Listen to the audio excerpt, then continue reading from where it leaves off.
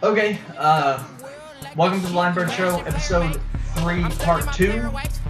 We are still playing Mafia, of course. We're going to talk about something else for this part, of course, which this is Steven's topic.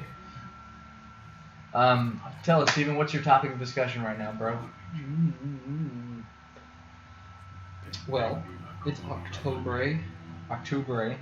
and so what we did last night with some fellow gamers was we partook of Blizzard's holiday, whatever you want to call it, event for Overwatch, which is called Junkenstein's Revenge.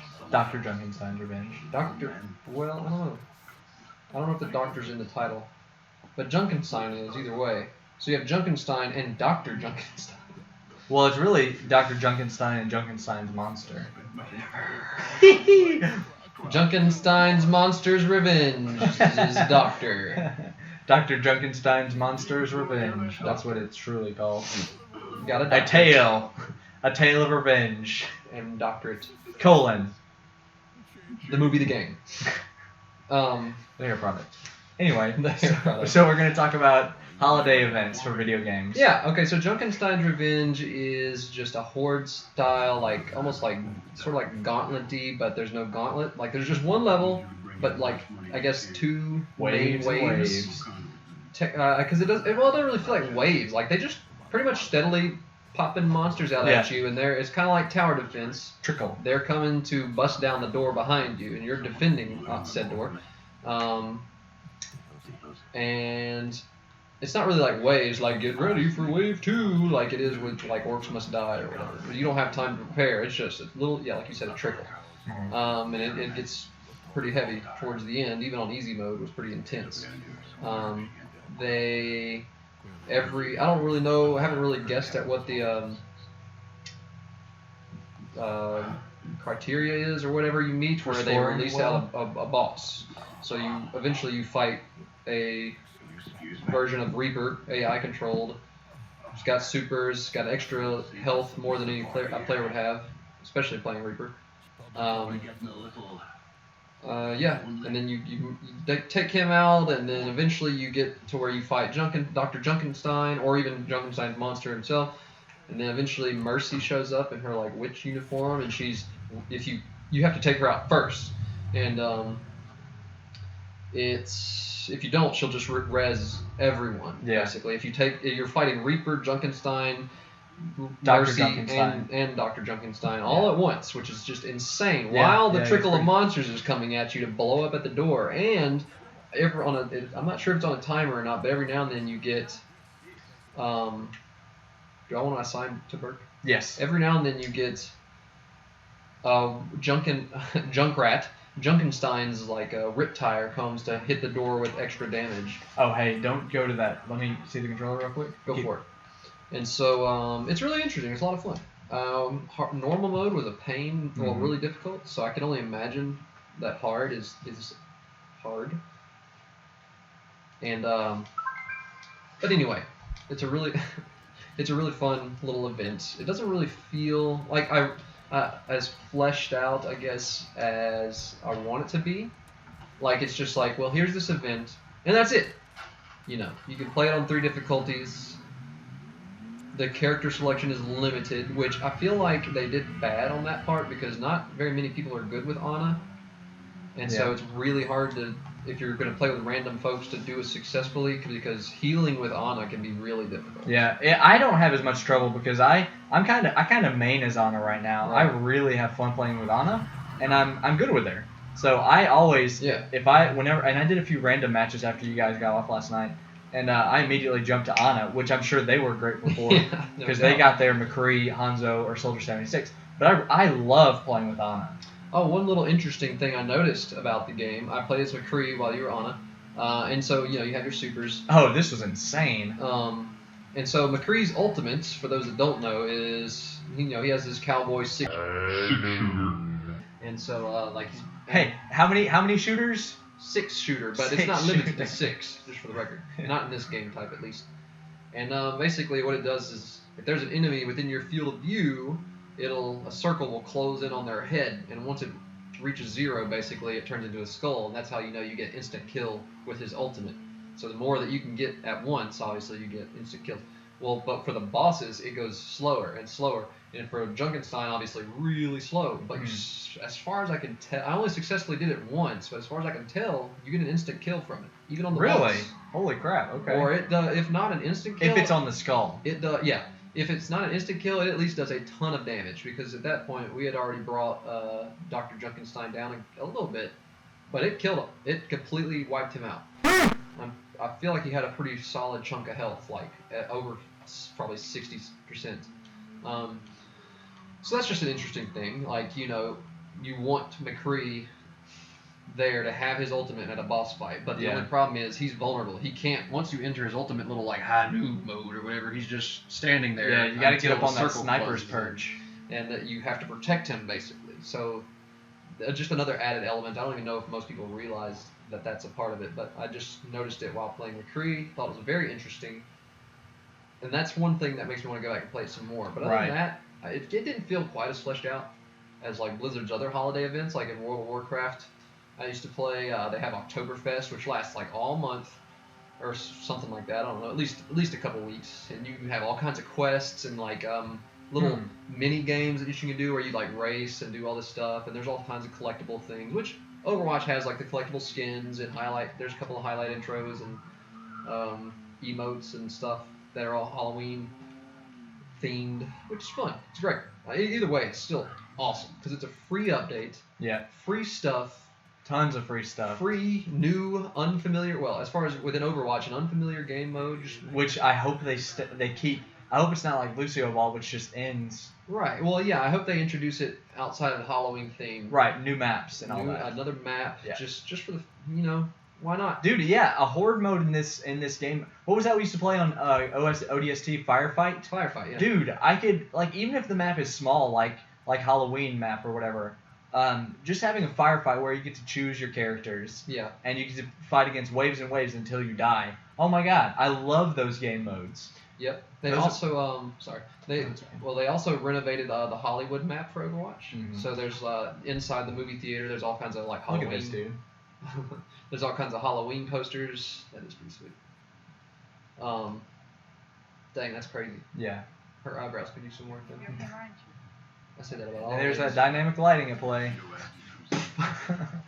But yeah, so everyone in this freaking game has a flower shirt on. It's the 60s. Paisleys everywhere. I'm just saying. Flower power. Yeah, I'm really high on this holiday event. I didn't play the last holiday event because I was just out of my Overwatch groove. I didn't do any summer games. Summer games, it was alright. Lucio Ball was pretty lame, if I'm to be honest. I really did not like it, and it got even worse when people realized that there's, I don't know how, but you can glitch in and choose another character. Weren't they banning people that did that? Probably. I don't know how they did it, but it was really annoying. I mean, because they could actually kill you doing that. You couldn't die otherwise. So that was really irritating, because they would just run around as Winston and shock the crap out of everybody. Stupid.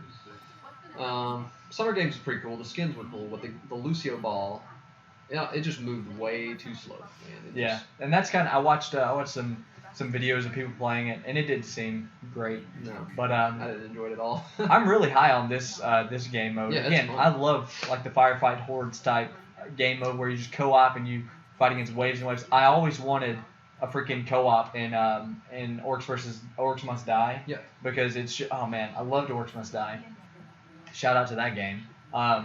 So I really hope this is the groundwork for a new game mode that Blizzard is going to cement into their game. Mm-hmm. Man, I would love to see this more developed. And looking at stuff like and that's one reason why Blizzard is just so awesome. And looking at games like Destiny, they have their Halloween themed thing, whatever, and it fits within the lore and stuff. You know, there's reasons for why they celebrate this time of year and stuff inside the context of the game and the lore and stuff. And I don't know, the Destiny Halloween stuff is alright. Last year was actually the first year of Halloween on Destiny. I remember it wasn't much to it. It was just like you can get a pumpkin head like helmet, but it's like a temporary thing. Like you just use it and you just have a pumpkin head for like 30 minutes. And there was another usable item that was kind of whatever. And I think that was. I don't really remember much else about first year Halloween, but last year Halloween in Destiny, they made it to where you can get masks of like raid. See, this is gorgeous, man. Yeah. They made it to where you can get masks from like raid bosses. See, and there's that. And other stuff like but they made it to where you could get the masks you wanted through different ways of like acquiring glue and other paper products to rebuild the mask and reconfigure it into something that you would actually want to wear. Yeah. Like if you didn't like this particular mask, you could change it.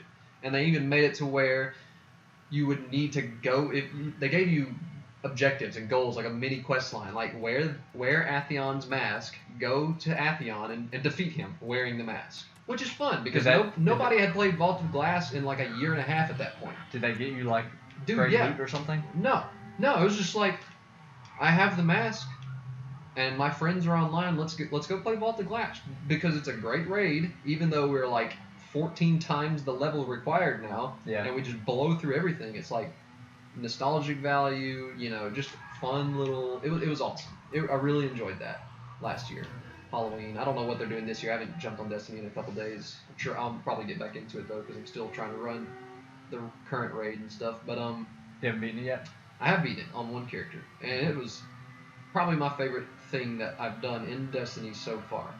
It is really cool raid. It's easy. I went in at 350, and the recommended level was 370. And I got through, leveled up to like 360 something. My friends carried me through it, and they weren't even barely over 370 at the time either. And we still beat it. So, I mean, it's an easy raid, at least before hard mode has come out. I think that comes out in a couple days, actually. But it was a lot of fun, man. Like, just the mechanics, the setup. The second, like, boss is a siege engine. It's just a giant moving wall with, like, cannons on it. And it's, like, one of the coolest things I've ever seen in Destiny. Huh. Like, I really thoroughly enjoyed it. Okay. Across the board. But yeah, I'm trying to think of something else. Destiny also does, like, Valentine's Day. They do, like, the doubles. Like, you go into the Crucible, and it's, like, 3 teams of 2 versus 2 versus 2. And it's your doubles, like, your double dating or whatever. Sure. So you're digging on the Destiny raids, huh? Or yes. raid. That's cool. Yep, and and they also made the House of Wolves content better, more rewarding, so it's actually fun to do, and it's short. They made it not easier, but I guess. Oh, all right, simulation driving. Only easier. Shit. Only easier in the sense that it's actually like shorter. Like you can run through the whole Challenge of the Elders in like 20, maybe 30 minutes, which feels great because I feel like when the House of Wolves first came out, Prison of Elders just felt like it took forever. Oh, you son of a bitch. And it's actually rewarding. You get one of these interesting little boxes or stuff. But anyway, raids are great. The Halloween event, haven't gotten to play it. I don't even know if it's out yet on Destiny. I'm sure there will be one though here soon. Yeah. And I'm excited. It'll be fun. Last year was really fun. So here's one thing I want to talk about real quick, and then I want to give a numbered review to these to Overwatch Halloween event. But one thing I want to discuss is that these events, and gamers need to realize, these events are to increase interest in a game that people are starting to bail from, right? So Overwatch has been out since April. Leave area. Trailer lost. Well, May. I'm not sure what just happened. Okay, so it's been out since May. And Destiny, of course, Destiny's been out for well over a year, and this newest expansion didn't get a whole lot of love. So they do these holiday events, and they have been. MMOs and multiplayer games have been doing these events for years, just to renew interest in the game. It's marketing, all right? And so gamers, I'm sure many gamers realize that, but it's just to renew interest in the game. That being said, I don't think it's like a dishonest thing. I don't say that because I'm like, these damn game companies trying to take my time or whatever. Like, I don't say it that way. I'm just saying it's that's why they do these things. And so it's just shrewd marketing. It's smart. If I were in the games industry, I would take advantage of this stuff because am I being chased? Oh, I thought there was an alligator on me. I can't remember how to triangle. That's what it is. I have that problem when I swim too. Don't worry. What button do I press to get out of the pool? I can't remember how to climb. What button do I press to attack this circle? Stabby. So they just do these things to renew interest in their games. Yeah. That being said, I think the Overwatch holiday event is very well done. I like all the new loot. I'm jealous that so many of my friends have new and great loot, and I don't have crap. I've gotten 2 loot boxes since the event started, and I haven't gotten anything. A bunch of blues and whites. No purples, no golds, nothing like that. It sucks. But I really enjoy Dr. Junkenstein's Revenge or whatever, the new game mode. And if I were to score it, I would say just as a little event, not to be equated to anything else on this scale, but I would give it an 8.3 satisfaction. You've been saint. An 8, you said? Yeah, 8.3. Is that dude still alive? I'll probably give it like a 7.5. Really? Yeah, it kind of felt under or there should have been. I feel like there should have been more to do like in the Overwatch event. That being, I mean, maybe so, but this is like another map at least. This is as much as Overwatch has ever done. Oh yeah, I agree. But I mean, it just like they're not the game company. Blizzard isn't, that comes out whenever they come out with an update. They come out with a million new things. Right. They just come out with some small things just to keep people just to keep their appetite satiated. But it's just enough. It's enough to keep people coming back. You know what I mean? Yeah. It's not. It got me back. I don't think. Right. I don't think it's going to convince anyone to go out and buy the game. No. Yeah. That's. But for the community it has, I think people. Right. Yeah. Once you are starting to come back. Yeah. Just try it out, and the game works surprisingly well. It's a tower defense-ish wave, not wave, but like gauntlet. Yeah, it definitely does. It definitely does. It is in a position where it could so capitalize on this game mode and just bring in a whole new realm of Overwatch gaming. That could be really, really interesting. And I think on those factors. I mean, could you imagine tower defense with Symmetra, where they took the time to add in extra fill out the controller with options. I could build this kind of tower with her Symmetra stuff, or I could build this. And then you could have Torbjorn and Bastion could control maybe other Omnics, or order them around, or maybe I don't know. Yeah, the tower defense would be awesome. Yeah, I think that sounds like a really cool idea. I don't think it's something that I would ever see. Sharkeisha, no! But that's probably water tower or something. The water's gonna explode! Run! I don't know if I'd still be moving if I got slapped in the face by. Yeah. How you like that, son of a bitch? Wee! Too fast.